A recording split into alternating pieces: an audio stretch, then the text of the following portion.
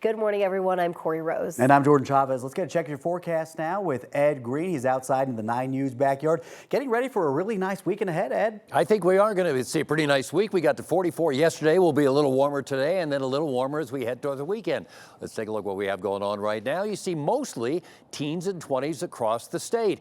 Cooler temperatures at the higher elevations, but you see Leadville at 12 degrees, Alamosa at 12 degrees, but you also see Lyman at 12 degrees this morning, 26 in Colorado Springs, 29 out there in Grand Junction. So 50 degrees right now with partly cloudy skies. Could see a late day shower just scattered around. Tomorrow, partly cloudy skies, a little bit milder, 63 degrees. That's actually above normal, which is 59 degrees for this time of year. 62 tomorrow, maybe for Friday, a couple of scattered showers around. And then on Saturday, 65 degrees. A nice day with partly cloudy skies, and then Sunday's not all that bad. We'll get to near 70 degrees, but maybe a late day shower, but a pretty nice Easter Sunday, and the big change comes on Monday. Only 49 degrees with a chance for rain or snow showers. Ed, thank you. Excuse me. Right now, a live look from our CDOT cameras.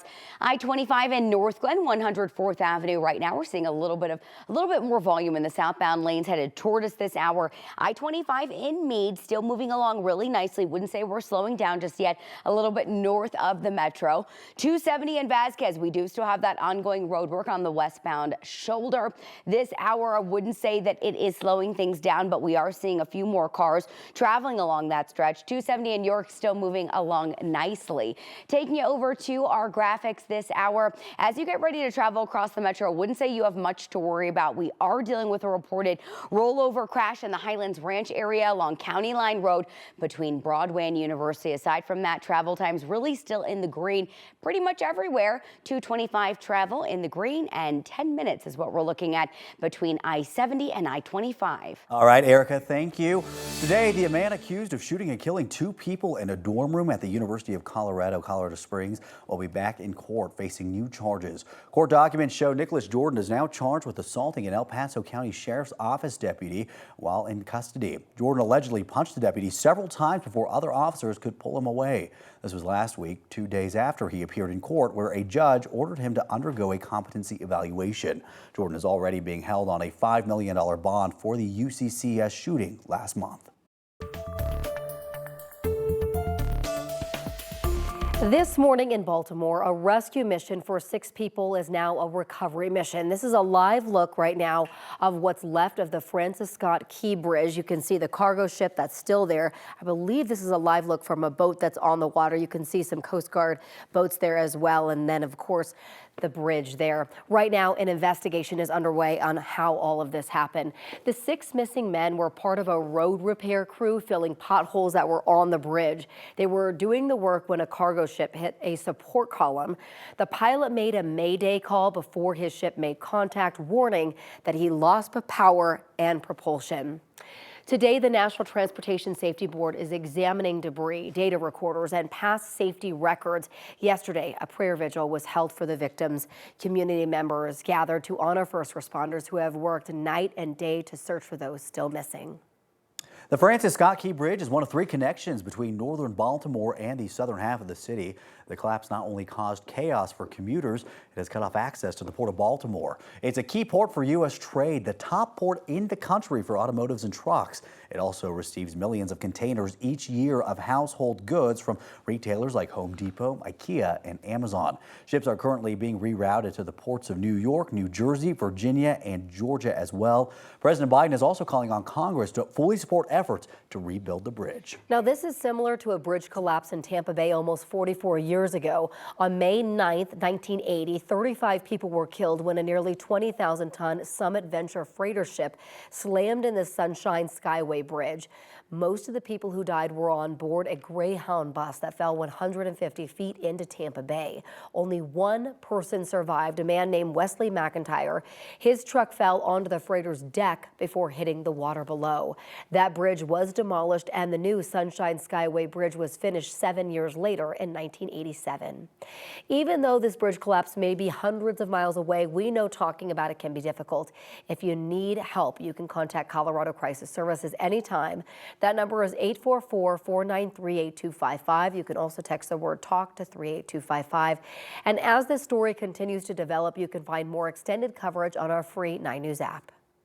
Right now, a Windsor police officer is in jail facing charges for domestic violence. The town of Windsor says the police department put Vladimir Zhinjin on administrative leave after they became aware of potential misconduct in the late 2023 while he was off duty. The officer is now facing charges in Canyon City, including felony stalking and burglary, as well as harassment. He is in custody now at the Weld County Jail. Also right now, a man in Greeley is facing charges for murder after stabbing over the weekend. Greeley police say it happened Sunday night around 9 o'clock. Officers responded to a disturbance between two men at a coin laundry near the Greeley Mall just south of UNC's campus.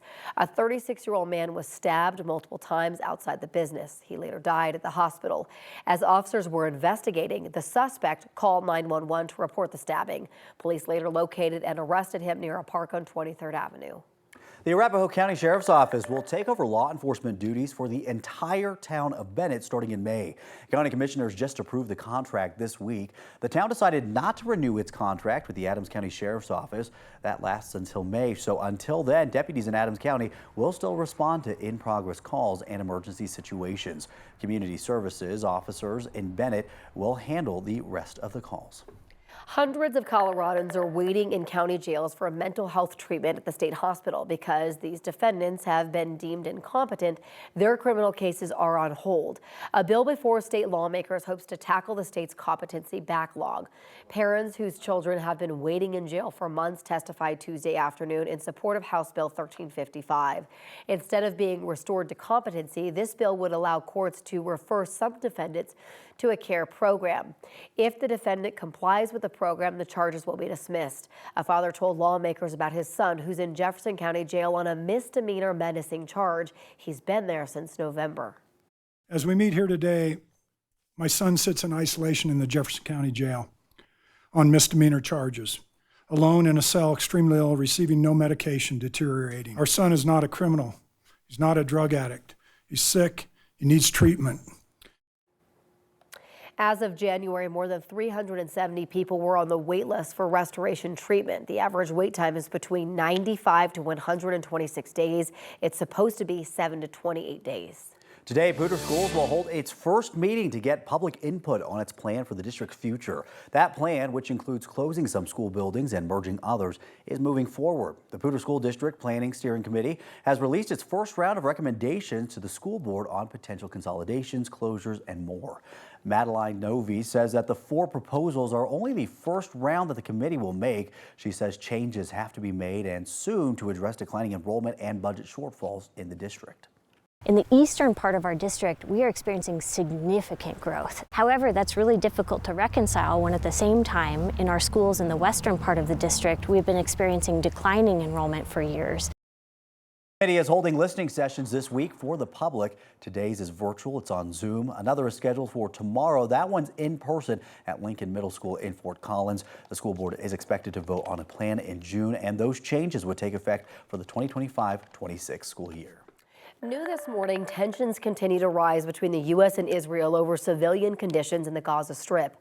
Today, top advisors to Israeli Prime Minister Benjamin Netanyahu were supposed to be in Washington, but that trip fell through. Netanyahu says he canceled because the U.S. abstained from a UN ceasefire resolution vote instead of vetoing it. Now, the U.S. is going further and backing the ceasefire. Secretary of State Antony Blinken says the U.S. only abstained from the UN vote because the resolution failed to condemn Hamas. WikiLeaks founder Julian Assange is avoiding immediate extradition to the U.S. on espionage charges. Instead, the United Kingdom is putting the burden on the U.S. government. This week, the London High Court gave the government 3 weeks to assure them that Assange, an Australian citizen, would have the same legal rights as U.S. citizens and that he would not face the death penalty. If the U.S. fails to give those assurances, Assange will be allowed to appeal his extradition at a hearing in May. It has now been 5 years of Assange fighting extradition from London. He faces 18 criminal charges in the U.S. relating to WikiLeaks' distribution of classified material and diplomatic cables in 2010 and 2011. New this morning, the Sacramento City Council unanimously approved a resolution that declares it a sanctuary city for transgender people.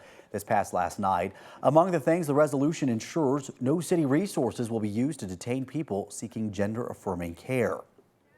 And a new court filing claims convicted murderer Alex Murdaugh lied about millions of dollars in missing money. The disclosure comes as federal prosecutors seek the maximum penalty of 150 years for his federal financial crimes. As part of his guilty plea last September, Murdaugh agreed to be polygraphed and tell the truth. He is set to be sentenced on Monday.